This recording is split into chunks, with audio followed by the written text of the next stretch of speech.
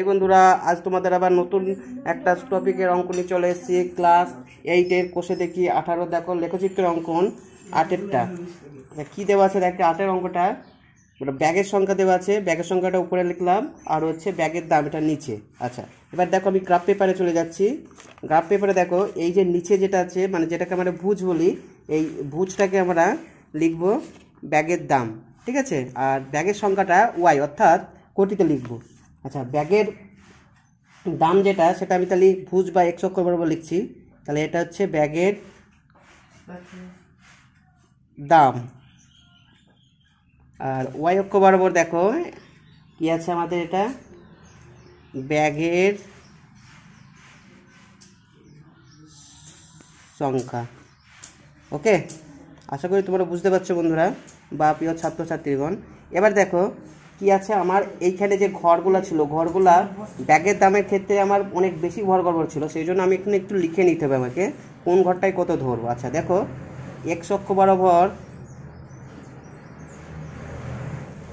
প্রতিটি ঘর সমান সমান। আচ্ছা, যেহেতু এখানে 50, 100, 150, 20 আছে, তার মানে প্রতিটি ঘর আমি এখানে 10 দিয়ে ভাগ করে নিচ্ছি। তাহলে যে 10 দিয়ে মানে প্রতিটি ঘর সমান 10 বর্গ একক ধরছি।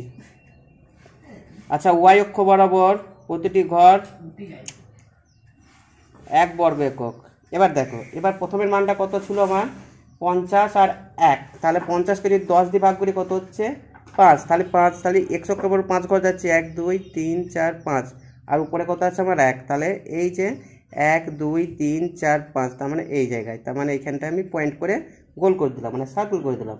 তারপর আবার 100কে 10 দিয়ে ভাগ করলে কত হচ্ছে 10, তাহলে আবার আমি এখানে 10 ঘর গুনবো, তাহলে 10 ঘর এখানে, তারপর উপরে কত আছে আমার 2 ঘর, তাহলে উপরে 2 ঘর এইখানে করলাম, তাহলে পয়েন্ট করে সার্কেল করে দিলাম।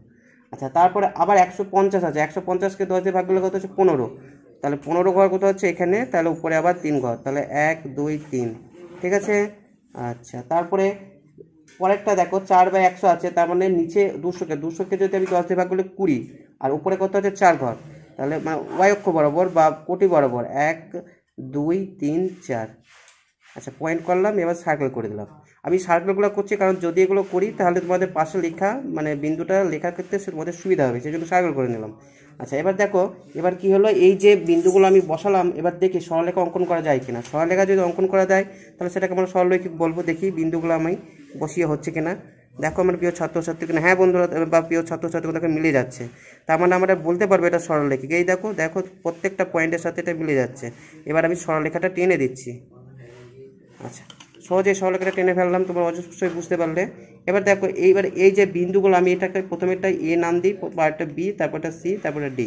এবার এ যেটা হচ্ছে এটা কি পয়েন্ট বিন্দু নিয়েছিলাম আমি, এটা নিয়েছিলাম 50,1।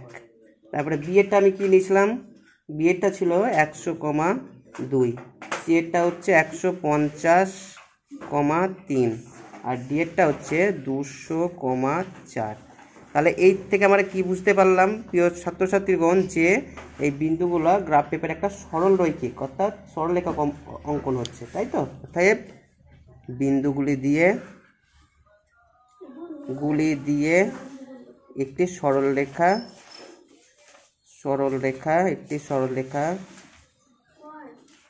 অঙ্কন করা যাচ্ছে,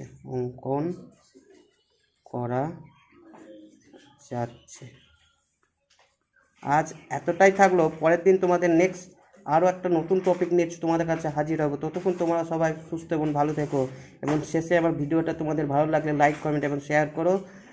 হ্যাভ এ নাইস ডে।